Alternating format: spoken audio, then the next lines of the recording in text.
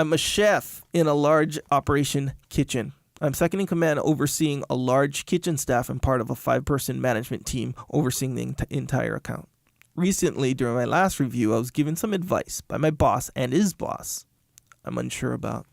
My last 2 annual reviews have gone very well, and I'm on the rise in the company. However, they said if it was important for me to they said it was important for me to give up some of my kitchen dog mentality and work to showcase my artistic side and embrace more of a star role in the spotlight. Get out of the kitchen a bit more, gain more exposure, specifically with our high-profile clients. While I appreciate their sentiment and respect their big management skills, their style isn't one I strive to emulate or feel would work for me and the way I operate.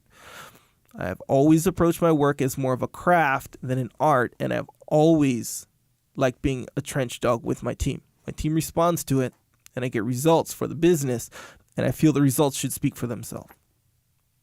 It has propelled my career rapidly thus far, so why would I want to change and be something I'm not? Should I heed their advice or stick to what I do best and keep getting after it on my terms? It's one of those questions. Sure. That's just funny how that last statement is framed, right? Yeah. Should I stick to what I do best and keep getting after it? As if to say, if you say no, you should not stick to what you do best. Yeah, it's like, and you should not get after it, right?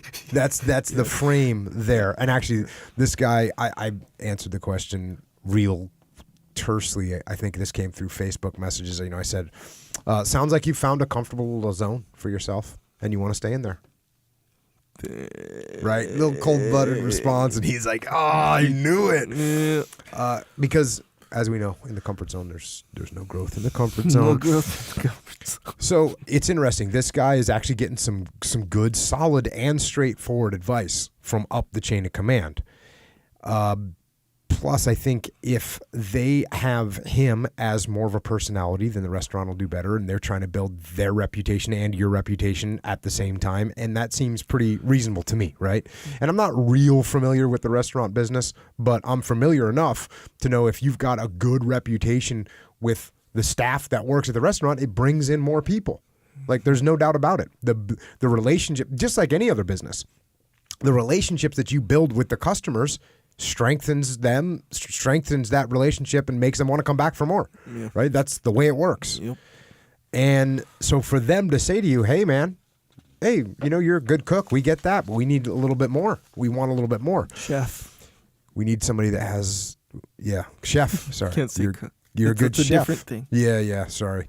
You're a good chef. Well, actually, what I think I might have actually purposely said that. Like, hey, you're doing a good job in the kitchen as a cook. We don't need someone that's just cooking the food. We need a chef with a reputation, with a personality, right? Yeah. There's a difference there, right? Yes, sir. So it was called out for a reason. Gotcha. He's happy, and you can see, like, kitchen dog. Yeah, He's proud of that, right? Yeah. And I get that, man. Oh, yeah, I get that. Like, you're one of the boys. You're back in the grind. But let me ask you this. Or let me make this statement. Guess what you have to do as a SEAL? As a SEAL leader, guess what you have to do? You have to build relationships. You have to make your commanding officer trust you. You have to build relationships with the Army. You have to build relationships with the Marine Corps. You have to, and in order to do that, you have to you have to call a little bit of attention to yourself and raise your hand and say, hey, this is who I am.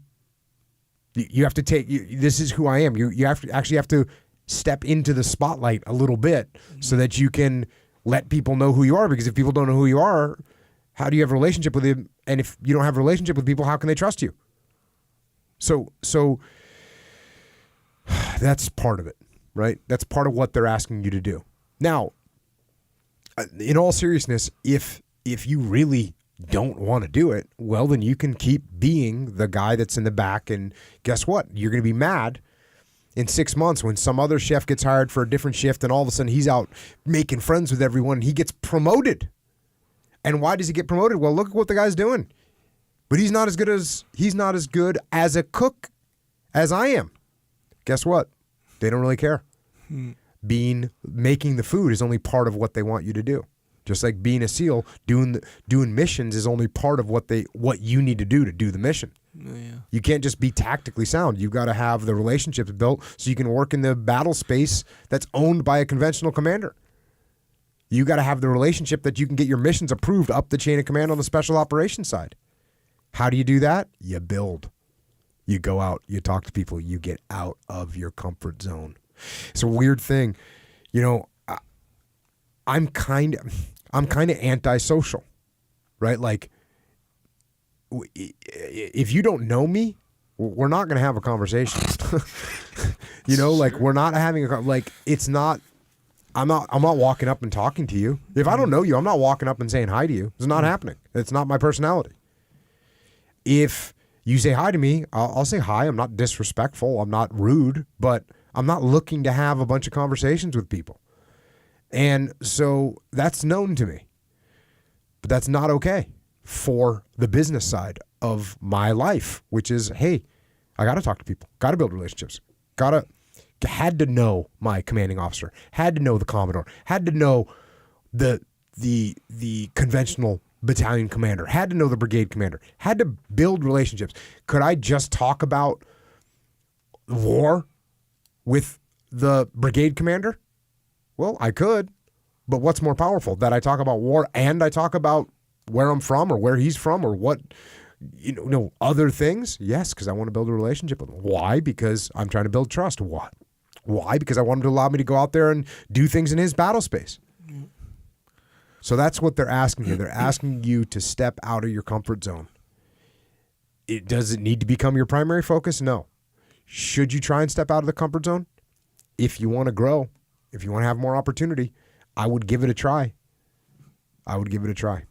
If not, like I said, if you hate it and you feel like you're not being true to your true self, that's okay. Maybe your true self is meant to be the one that's back not getting promoted. Yeah. They need somebody to do that. Yeah. If it's not you, it might be somebody else. Yeah. It's another one of those tough questions where people, hit me with like, should I be loyal to myself? Because the obvious answer that everyone wants to hear is like, yeah, dude, the most important thing is you got to be loyal to yourself. That's the most important thing. Yeah. Okay, if that's what your priority is, then that's the most important thing. But guess what? Who can take care of the other kitchen dogs that respect you so much?